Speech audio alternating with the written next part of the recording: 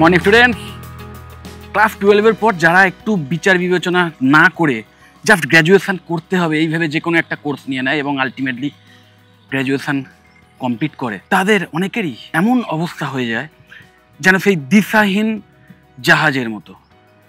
সেই জাহাজ হয়তো কোনো একটা দ্বীপে আলটিমেটলি এসে পৌঁছলো, কিন্তু তারপরে সেই জাহাজ থেকে যাত্রীরা বেরিয়ে কোথায় কি করবে জানে না।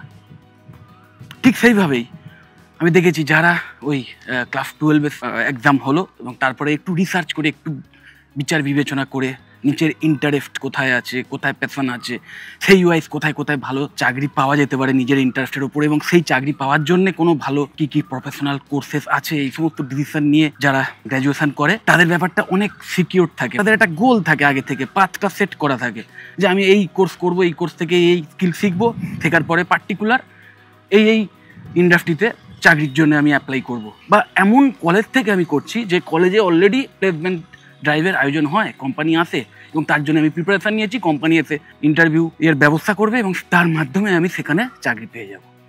একটা ক্লিয়ার ভিশন থাকে।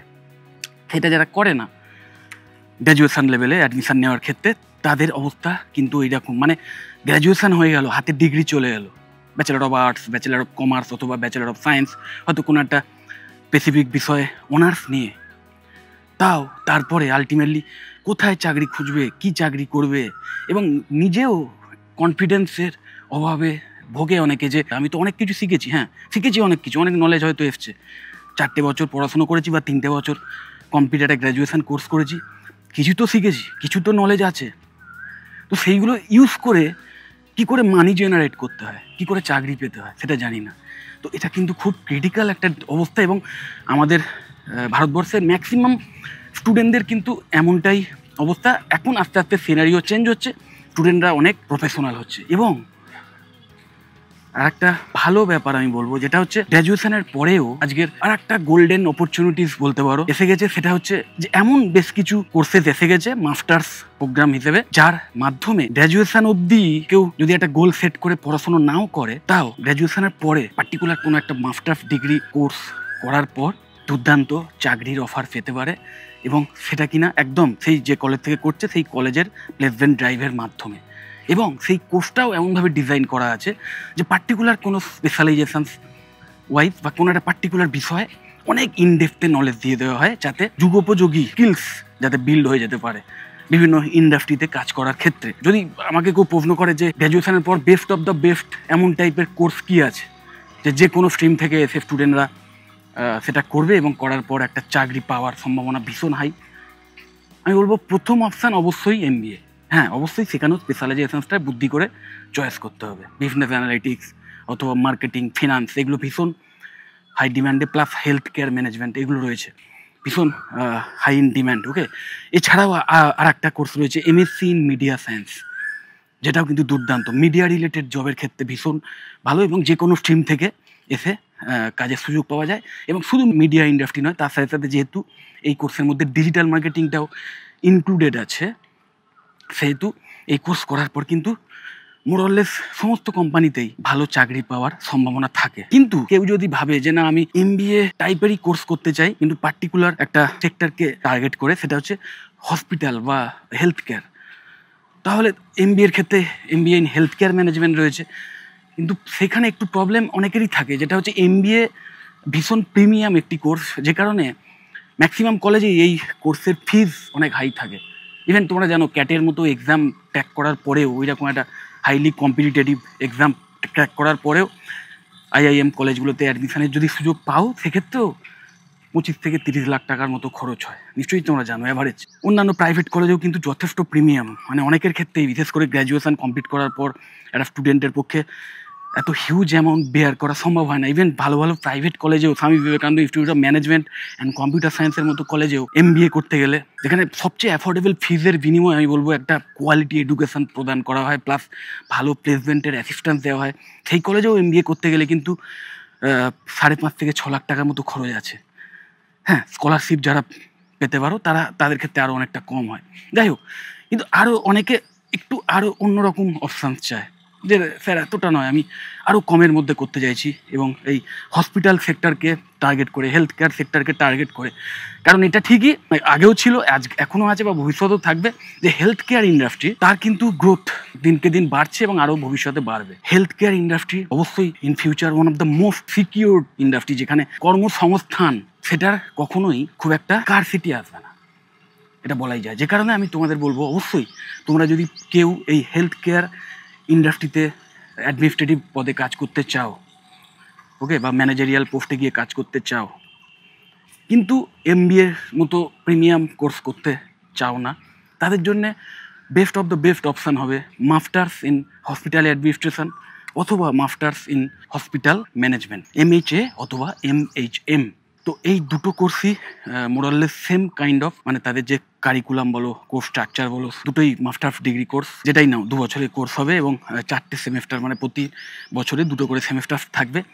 এবং এই যে 2 বছরের কারিকুলাম, সেখানে বেসিক ম্যানেজমেন্ট, মানে যে কোনো অর্গানাইজেশন চালানোর জন্য যে ম্যানেজারিয়াল দক্ষতার দরকার হয়, তার পাঠও যেমন দেওয়া হবে একদম প্রথম দিকে, এবং মানে ফার্স্ট সেমেস্টারেই বা সেকেন্ড সেমেস্টার থেকেই হসপিটাল বা হেলথ কেয়ার রিলেটেড যে ইন্ডাস্ট্রিগুলো আছে, সেইটা স্পেসিফিক যে ব্যাপারগুলো জানতে হয় একজন ম্যানেজার হিসেবে কেউ যদি কাজ করতে চায় সেই ইন্ডাস্ট্রিতে, তাহলে যা যা স্কিল সেটের দরকার, একটা হসপিটালের যত ম্যান পাওয়ার আছে তাদেরকে ম্যানেজ করা, রোগীদের ঠিকমতো যাতে পরিষেবা দেওয়া যায় তার জন্য বিভিন্ন রকম যে ফেসিলিটিসগুলো আছে সেগুলো যাতে ঠিকঠাক থাকে, ইভেন বিভিন্ন মেডিকেল টার্মিনোলজি সেগুলোও জানতে হবে। তুমি একটা হসপিটাল নার্সিংহোমে কাজ করছো, সেখানে যদি, এবং সেখানে বড় বড় ডাক্তারবাবু নার্সদের সঙ্গে কাজ করছো, যেখানে পেশেন্টরা আসছে, তো সেখানে বিভিন্ন রোগ ভোগের নাম, পার্টিকুলার কোন কোন মেডিসিন ইউজ হয়, এই সমস্ত বিষয় কিন্তু অনেক টার্মিনোলজি জানতে হয়। একজন ম্যানেজার হিসেবে যে কাজ করবে তাকে তো এগুলো জানতেই হবে, তো সেইগুলো শেখানো হয়। প্লাস সেই হসপিটালের যে ফাইন্যান্স, সেটাকে কি করে ম্যানেজ করতে হয়, প্লাস হসপিটালের মধ্যে যত পরিষেবা আছে সেই পরিষেবাগুলো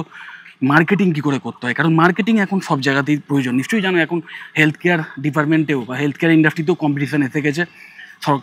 সরকারি বিভিন্ন প্রতিষ্ঠানের সাথে সাথে বিভিন্ন নামি দামি প্রাইভেট কোম্পানিও এসে গেছে, প্রাইভেট মানে নার্সিংহোম চেন বলো বা হেলথ কেয়ার ইন্ডাস্ট্রিও এসে গেছে, যারা রীতিমতো কম্পিটিটিভ একটা পরিবেশ সৃষ্টি করেছে, যার মাধ্যমে আমি বলবো অবশ্যই এই কম্পিটিশান, হেলদি কম্পিটিশানের একটা প্রয়োজন আছে যে কোনো ইন্ডাস্ট্রিতেই। তাহলে যারা কাস্টমার বা যারা কনজিউমার, তারা অনেক ন্যায্য মূল্যে সঠিক পরিষেবাটা পায়। তো কোনো বিষয়তেই মনোপলিটা ঠিক নয়, এটা ঠিক, ওকে। তো এই ব্যাপারগুলোর জন্য মার্কেটিং ভীষণ ইম্পর্ট্যান্ট, যে তোমার হসপিটাল যত ভালো রোগী পরিষেবায় দিক বা যত হাই কোয়ালিটি ফেসিলিটি দিক, সেটাকে মার্কেটিং করতে হবে, লোকজনের কাছে জানাতে হবে, নিজের হসপিটাল বা নার্সিংহোমের ব্র্যান্ড ইমেজ সেটাকে তুলে ধরতে হবে। তো এই সমস্ত ব্যাপারগুলো সবই কিন্তু একজন ম্যানেজারের কাজ। সমস্ত জায়গায়, সমস্ত অফিসে যেমন হায়ারার্কি ওয়াইজ একদম মানে এক্সিকিউটিভ, তারপরে টিম লিডার, দেন কোনো একটা পার্টিকুলার ডিপার্টমেন্টের ম্যানেজার, এই করে করে আস্তে আস্তে বস, মানে একদম ম্যানেজার বা তার উপর CEO, এইভাবে যেরকম হায়ারার্কি থাকে, এইভাবেও কিন্তু বিভিন্ন বড় বড় হসপিটাল বা নার্সিংহোমে ঠিক এইরকম হায়ারার্কি থাকে। এবং এই সমস্ত পদে, এই সমস্ত অ্যাডমিনিস্ট্রেটিভ পদে কাজ করার জন্য যা যা দক্ষতার দরকার হয়, তার সব কিছু খুঁটিনাটি কিন্তু এই কোর্সের মধ্যে কভার করা আছে। এবং শুধু তাই নয়, শুধু যে হসপিটাল বা নার্সিংহোম তার মধ্যেই যে সীমাবদ্ধ থাকবে তোমার কেরিয়ার, তা নয়। তুমি চাইলে হেলথ কেয়ারের আরও অন্যান্য যে সেক্টরগুলো আছে, হেলথ ইন্স্যুরেন্স বা টেলিমেডিসিন, বিভিন্ন কম্পিউটার সফটওয়্যারের মাধ্যমে, ইভেন এখন AI টেকনোলজি এসে যাওয়ার পর আরও এটা অ্যাডভান্স হয়েছে যে বিভিন্ন রিমোট জায়গায়, যেখানে ধরো ডাক্তারবাবুরা পৌঁছতে পারেন না, সেখানেও টেলিমেডিসিনের মাধ্যমে রোগীদের কাছে বিভিন্ন পরিষেবা প্রদান করা যায়, বিভিন্ন ওষুধের ইনফরমেশান পৌঁছে দেওয়া যায়, ইভেন মানে ট্রিটমেন্ট পর্যন্ত স্টার্ট করে দেওয়া যায়। এই টেলিমেডিসিন আস্তে আস্তে ভীষণ গ্রো করছে। তো সেই টেলিমেডিসিন নিয়েও কিন্তু কেরিয়ার করতে পারো, সেই ইন্ডাস্ট্রিতে গিয়েও কাজ করতে পারো। তো অবশ্যই ভীষণভাবে কেরিয়ার ওরিয়েন্টেড কোর্স, এবং যে কলেজগুলোয় আমাদের ওয়েস্ট বেঙ্গলে করানো হয়, তার মধ্যে স্বামী বিবেকানন্দ ইউনিভার্সিটি আছে, ব্রেনওয়্যার ইউনিভার্সিটি রয়েছে, Maulana Abul Kalam Azad university of technology রয়েছে, ইনস্টিটিউট অফ ম্যানেজমেন্ট অ্যান্ড স্টাডিজের মতো ইনস্টিটিউটও রয়েছে। তো তোমরা ভেরিয়াস যে কলেজের লিস্ট আমাদের ওয়েস্ট বেঙ্গলের যে কটা আছে, আমি অবশ্যই আমার এই ভিডিও ডেসক্রিপশন বক্সে দিয়ে দেবো। তার মধ্যে যেগুলোর অ্যাফোর্ডেবল ফিজ আছে, এর মধ্যে একটা দুটো ইউনিভার্সিটি ছাড়া ম্যাক্সিমাম ইউনিভার্সিটি বা কলেজ যাই বলো, সেখানে কিন্তু টোটাল যে কোর্স ফি আমি দেখেছি ম্যাক্সিমাম 3 থেকে 3.5-এর মধ্যেই, ওকে। ইভেন কিছু কিছু কলেজে 2 লাখ টাকার মধ্যেও কোর্স ফি আমি দেখেছি। ওয়েবসাইটে তোমরা এক্সাক্ট ফিজ এগুলো সব পেয়ে যাবে কলেজ থেকে, এবং যেখানে তোমার মনে হবে যে না এই ফিজটা অ্যাফোর্ডেবল মনে হচ্ছে, তাহলে সেই কলেজে ভিজিট করো, ভিজিট করে দেখো ইনফ্রাস্ট্রাকচার, ল্যাব ট্যাব, অমুক তমুক এগুলো। আর ফ্যাকাল্টি মেম্বার যদি থাকেন সেই পার্টিকুলার কোর্স যিনি পড়াচ্ছেন তার সঙ্গে পারলে কথা বলো, বোঝার চেষ্টা করো যে সেই কলেজ কেমন। এবং যদি তোমার নিজের কোনো ডাইরেক্ট মানে রিসোর্স থাকে, কেউ ধরো বন্ধুবান্ধব আত্মীয় স্বজনের মধ্যে কেউ ওই কলেজে পড়ছে, তাহলে তো আরও ভালো। এইভাবে যদি ইনফরমেশান পেয়ে যাও, ভেরি গুড। তো এইগুলো নিয়ে আলটিমেটলি তোমরা কিন্তু অ্যাডমিশান নিয়ে নিতে পারো এবং ভালো করে পড়াশুনো করতে পারো। মনে রাখবে, যত ভালো কলেজেই পড়ো, যত হাইলি জব ওরিয়েন্টেড কোর্সেই তুমি অ্যাডমিশান নাও, তুমি যদি ঠিকমতো না শেখো, কিছু নিজের স্কিল বিল্ড না করতে পারো, তাহলে কিন্তু কোনো দিনই চাকরি পাবে না ভালো জায়গায়। ওকে, এবং চাকরির যেটা বললাম যে সম্ভাবনা, যে এটা কোর্সটা কমপ্লিট করার পর পসিবিলিটিস বা স্কোপ, মানে বিশেষ করে আমাদের এই স্কোপ বলতে আমাদের মধ্যবিত্ত ফ্যামিলিতে আমরা চাকরিটাই বুঝি, সেটা সরকারি হোক বা বেসরকারি হোক। তো প্রাইভেট ক্ষেত্রে যদি অ্যাপোলো, ফোর্টিস এই সমস্ত নামি দামি যে নার্সিংহোম বা বড় বড় যে প্রাইভেট হসপিটালগুলো আছে, সেইগুলোতে কিন্তু স্টার্টিংয়েই তোমরা কিন্তু 4 থেকে 7 লাখ টাকা প্যাকেজের স্যালারি পেয়ে যেতে পারো। AIIMS বা ESIC এই সমস্ত যে হসপিটাল বা অন্যান্য যে সরকারি হসপিটাল আছে, সেখানে কিন্তু অ্যাভারেজ মোটামুটি 5 থেকে 8 লাখ টাকার প্যাকেজ পেতে পারো। ওকে, সবই কিন্তু পেতে পারো।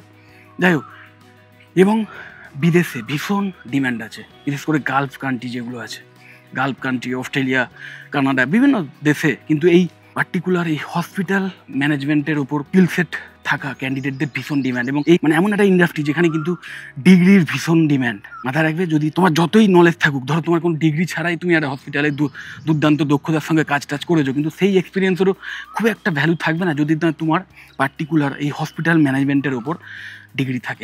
এবং ডিগ্রি মানে মাস্টার্স ডিগ্রির ওপরে তো মানে আমার মনে হয় বেস্ট অফ দ্য বেস্ট। অবশ্যই এই টাইপের ডিগ্রি যদি তোমার থাকে, তার সাথে সাথে যদি এই সমস্ত আমাদের এখানকার কোনো নার্সিংহোম বা হসপিটালে যদি তোমার কাজ করার এক্সপিরিয়েন্স থাকে, এই দুটোর ভিত্তিতে তোমরা কিন্তু বিদেশে গিয়েও টপ লেভেলের হসপিটাল বা নার্সিংহোমে কাজ পেতে পারো, প্লেসমেন্ট পেতে পারো, যেখানে তোমার স্যালারি কিন্তু এবারে 10 থেকে 20 লাখ টাকা অবধিও যেতে পারে, ইভেন আরও বেশিও যেতে পারে। পুরোটাই নির্ভর করছে কিন্তু তোমার পড়াশুনোর কোয়ালিটি, তোমার স্কিল সেট কতটা তুমি তৈরি করতে পেরেছো পড়াশুনোর সময়, প্লাস তারপর তুমি যখন চাকরিটা করছো তখন তুমি কত এক্সপিরিয়েন্স নিচ্ছ, সেই এক্সপিরিয়েন্সের মাধ্যমে নিজেকে আরও কতটা সমৃদ্ধ করে তুলছো। এই সব কিছুর ওপর নির্ভর করছে তোমার স্যালারি এবং তোমার ভবিষ্যতের পদোন্নতি। তো অবশ্যই যদি এই কোর্স নিয়ে আমার থেকে আরও এক্সট্রা কিছু জানতে চাও, বা কোনো কলেজ সম্পর্কে স্পেসিফিক যদি আমার থেকে পার্সোনালি কিছু জানতে চাও, বা অন্য কোনো কোর্স নিয়ে জানতে চাও, MBA রিলেটেড কোনো বিষয়ে জানতে চাও, তাহলে অবশ্যই আমাকে কল বা হোয়াটসঅ্যাপ করো।